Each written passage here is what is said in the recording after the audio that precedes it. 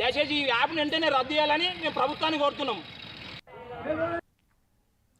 సంగారెడ్డి జిల్లా పటాన్చెరు నియోజకవర్గంలోని ఇస్నాపూర్ మున్సిపాలిటీలో సాధారణ సర్వసభ్య సమావేశం నిర్వహించారు.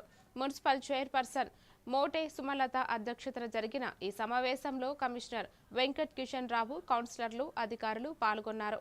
ఈ సందర్భంగా చైర్పర్సన్ మాట్లాడుతూ సమన్వయంతో ఇస్నాపూర్ని ఆదర్శ మున్సిపాలిటీగా అభివృద్ధి చేయాలని పిలుపునిచ్చారు.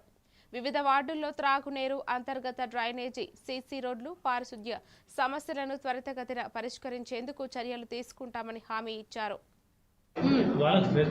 ప్రొవైడ్ చేయట్లేదు, దాంతో వాళ్ళు చెత్త పెరిగిపోతుంది, రావట్లేదు, మాకు కూడా రెస్పాండ్ అవ్వట్లేదు.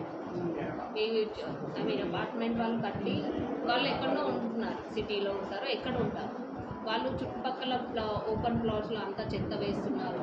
చెప్పండి, లేదా మీరు చెప్పండి అన్న వాళ్ళు ఓనర్స్ రెస్పాండ్ అవ్వట్లేదు.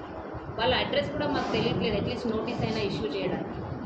అది అట్లీస్ట్ చుట్టుపక్కల వాళ్ళ ఇది కూడా మేము వెళ్ళాము, వార్డ్ టు వార్డ్ తిరిగినప్పుడు ఇలా ఓపెన్ ప్లాట్స్లో చెత్త వేస్తే ఎట్లా అంటే వాళ్ళు చెప్పిన ఆన్సర్ ఇదే, వాళ్ళు రెస్పాండ్ అవ్వట్లేదు, వాళ్ళు ఎక్కడ ఉంటారో మాకు తెలీదు అని అంటున్నారు రెంటర్స్. చుట్టుపక్కల వాళ్ళనైనా అడిగితే మాకు కూడా తెలీదు వాళ్ళు ఎవరో ఎక్కడ ఉంటారు.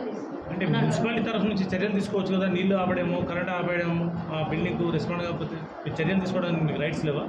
రైట్స్ ఉన్నాయి, కానీ సాధారణ జనాన్ని ఎందుకు ఇబ్బంది పెట్టాలి, ఇబ్బంది పెడుతున్నారు అని మళ్ళీ రిటర్న్ మా పైనే కంప్లైంట్ వస్తుంది. ఇప్పుడు వీళ్ళు ఓన్లీ ఎక్కడి నుండో వచ్చి వీళ్ళని ఎందుకు ఇబ్బంది పెట్టడం జనాలని, ఓనర్స్ది కదా తప్పు అది. అదే మేడం, ఓనర్ స్పందిస్తలేడని చెప్తున్నారు మీరే. Owner స్పందిస్తలేడు, owner